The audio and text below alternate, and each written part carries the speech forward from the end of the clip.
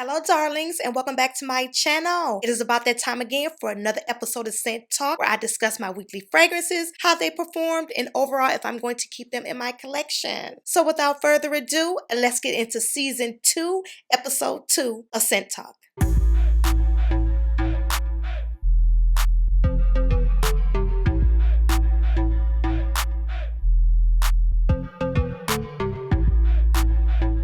Okay, you guys, so we are back again with another episode of Scent Talk. We are in season 2, episode 2, and I can't wait to spill the tea on these perfumes that I wore, honey. And I also am going to feature some of these perfumes I've been sampling. But I'm going to let you guys know after I tell you what I wore for the week. We are going to be talking about the new Idole from Lancome. We're also going to be talking about the new Libre from Saint Laurent. And we are definitely going to spill the tea on this new Valentino Donna Born in Roma. But I'm going to talk about these samples after we discuss my weekly fragrances. These first two perfumes that I actually wore, you guys, I wore these days in a row. So this first one that I actually went in and picked up was my Signorina Misteriosa.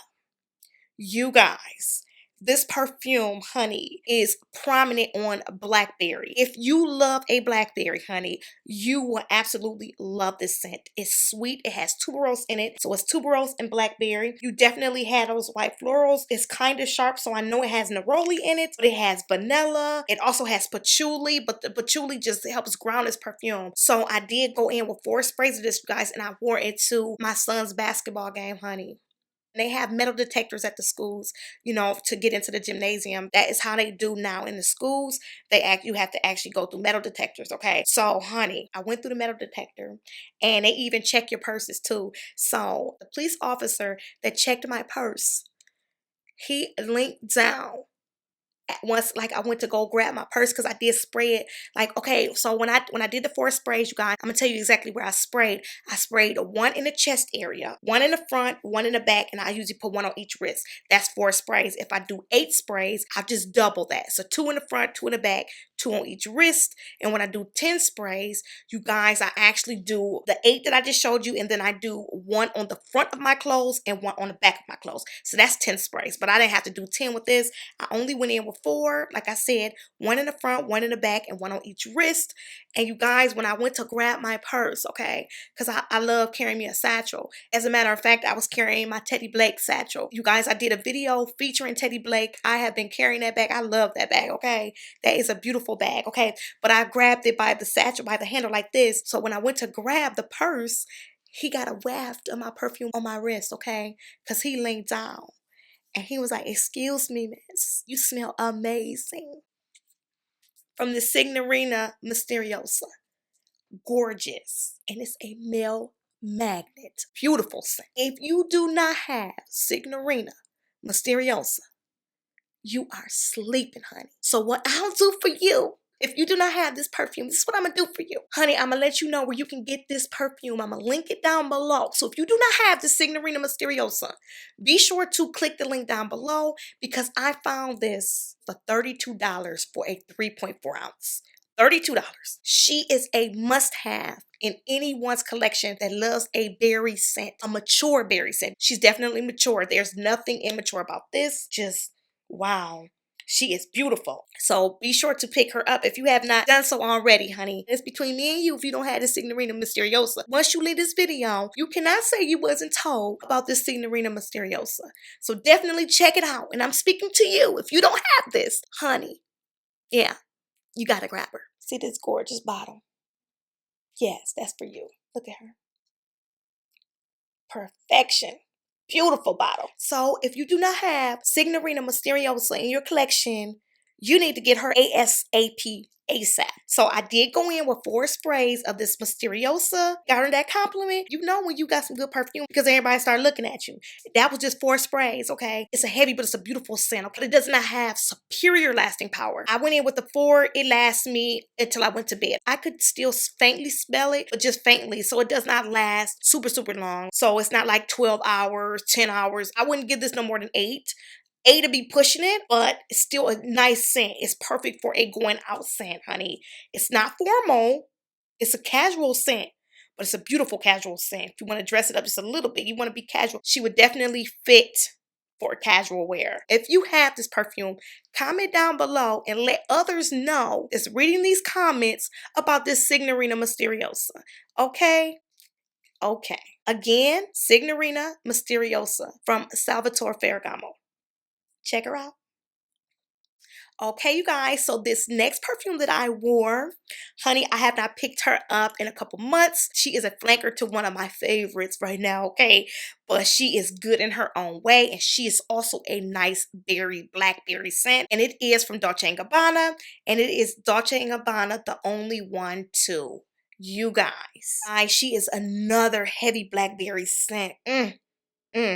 But she's a blackberry scent with a little bit of a twist to her. She has notes of rose, she has notes of tonka, and she also has patchouli, but not a heavy, overpowering patchouli. Patchouli in this, the only one too, and also in Signorina Misteriosa. Both of these do have patchouli, but it's only to ground the perfume. It's only to give it a nice base, and it also helps it like last a little bit longer. So I do appreciate perfumes like this, especially fruity ones that has patchouli, because it really helps ground them. It has rich notes of coffee in that tonka. It's in the base of this perfume, so you have coffee, tonka, and patchouli in the base. So when I wore this, this does not have huge lasting power. That's the only downfall of this one. But I went in with 6 sprays and it lasts me about 6 hours, okay? So I definitely had to touch this up. But you guys, my husband loves this. This is a male magnet too, honey.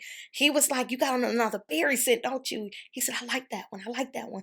Yes, honey, I like this one too. You guys, try this out if you have not tried this out. She is definitely different than the only one, okay? They're not nowhere near, shape, or form the same perfume, but oh my goodness, okay? So I wore this one for a couple of days. Love this, and I'm gonna show you guys where I am. I have been picking this up, but I did not include this one in my long-lasting perfumes because she's kind of bad with the lasting power. But you guys, some perfumes, that's not a bad thing. Some perfumes, you don't want them to last that long, if you know what I'm saying. Like, not all of them are meant to be long-lasting, and sometimes you don't want to be committed to a long-lasting perfume, so you don't have to worry about that when it comes to this. So by the time you wear it, if you're wearing it in the evening, that it wears off, you done did what you need to do. She'd been and served her purpose. So again, Dolce & Gabbana, the only one too. A beautiful berry scent with rich notes of coffee, tonka, and patchouli. So check her out if you hadn't already checked her out. I did not receive no compliments on this one except for my husband, you guys. He loves this one and I love it too. But she is a beautiful, beautiful berry scent. So check her out if you have not already done so. And again, this one is Dolce & Gabbana, the only one too. Okay, you guys, so this next perfume that I actually wore, I have been sampling it, and it is from the house of Yves Saint Laurent, and this is Libre. You guys, I have not picked this up. I'm in the testing stage because I'm testing these fragrances before I'm actually purchasing them, okay? Honey, I can't be spending my coins or blind purchasing like that anymore because I have just been getting so disappointed with blind purchasing. But I do understand if you cannot help yourself when it comes to these perfumes, okay? Especially when they're raved about. Honey, you just had that sense of feeling that I need to get that, and I totally understand. I understand, okay? Because I'm like that too. If something is being raved about and I need to smell it, honey, I am susceptible to blind purchasing, okay? But now I'm trying not to do that. I did actually wear this, so I do have an impression, but I'm not going to do an actual full review because I don't have the bottle. I don't want to do reviews on perfumes that don't have bottles, okay? I only want to focus on doing reviews on perfumes where I actually have it. I know it's all about the juice, but the bottle is important as well, okay? Because it's going to be sitting on your dresser or on your perfume tray, and honey, you want to have something to brag about, okay? Because when other folks come to your house and they see the pretty bottles, they are attracted to your bottles. It is kind of important. You want to have some pretty classy looking bottles on your dresser. Okay, but let's get right into this Libre. Okay, so first impression. You guys, this Libre.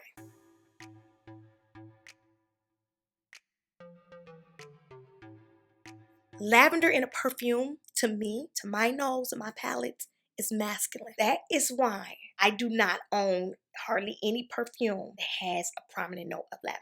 Lavender smells masculine. So whenever I get a whiff of lavender, everything else shuts down. I don't smell nothing else. And that is exactly what I get and Libre. So I do understand the hype. I do understand the talk of it being like an empowering woman fragrance where she's powerful and she's can accomplish and take on the world. I understand, but Libre is not for me.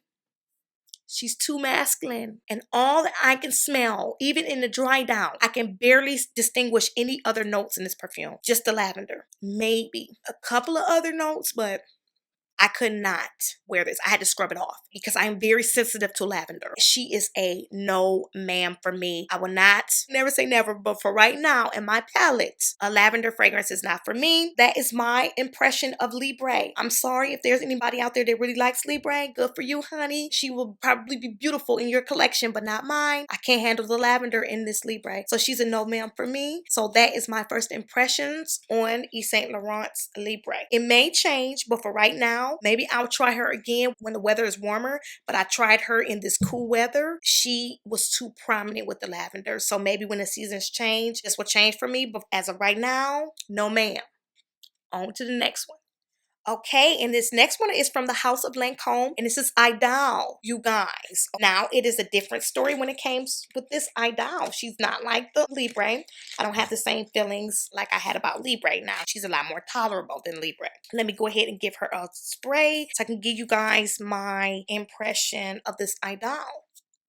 Hey, this is a Chypre floral, you guys, so it is going to be kind of strong. And yes, definitely picking up rose. She's heady on the rose and vanilla. She's a sweet, musky rose. What I really, really liked about this Idole, you guys, is that when she dried down, I really could smell the vanilla. So it was like a tree of vanilla. So I really like that. And so even though it is rosy and floral in the beginning, she really dried down really pretty. So I would say, you guys, I do have already have a lot of rose perfumes in my collection. Right now, I will say I may pick this up. I may only get like the 30 ml because, you know, I already have a lot of rose perfumes, but I do like this. She's definitely spray worthy. So I actually do like the rose and the musk. You know, I love a musky perfume. So I do love the rose and how you can really, really smell the vanilla. I really like that. So when this dries down, it dries down to a vanilla musky base. And I do really, really enjoy that. So honey, she does deserve some more sprays and she would definitely be something nice for the summertime. And I did actually just wear the sample to bed.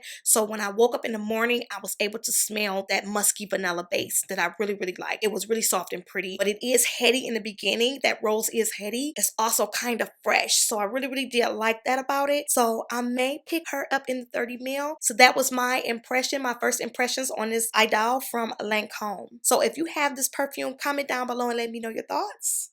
Let me know how you feel about Idole. I don't think it's bad. I actually do like it. So, yep, I might end up picking up a 30 ml of this Idole from Lancome.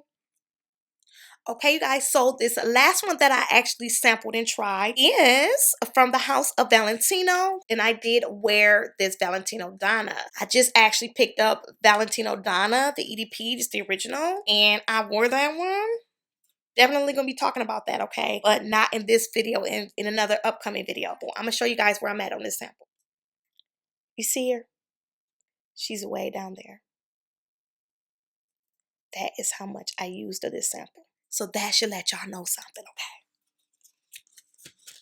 okay? Honey, let me spray the last little drip.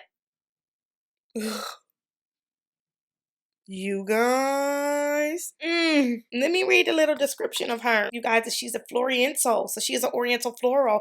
I can tell she's an Oriental perfume because she's kind of beast mode with the scent. The original Valentino Donna, she was an Oriental perfume as well. But this one, you guys, I'm going to tell you right now, honey, she is definitely, without a question, is going to be added to my collection. Soon, really soon. She's so good. I wore her to bed, I would say, for like 3 or 4 nights in a row. That's why my sample was empty. I was squirting her on my arm and wearing her to bed. And she's beautiful. I cannot wait. And right now, she's kind of pricey. But honey, I don't care about that because I must have that. I have to add that. I would just become a mad woman if I don't get that in my collection. It is that serious to me. I'm in love. I am in love. So she would definitely be my next purchase. Definitely my next purchase. So again, it is Valentino Donna, born in Roma. Okay, you guys, so this does conclude episode 2, season 2 of Scent Talk. I hope you guys enjoyed this video. And if if you have any of these fragrances that I talked about, comment down below and let me know your thoughts on these, honey, because I am very interested to know how you feel about these perfumes. And if you have Valentino Donna, Born in Rome, honey, comment down below and let me know how you feel about it. Because, honey, she is a must-have and she will be added to my collection. So thank you guys so much for tuning in, and I can't wait to see you in my next video.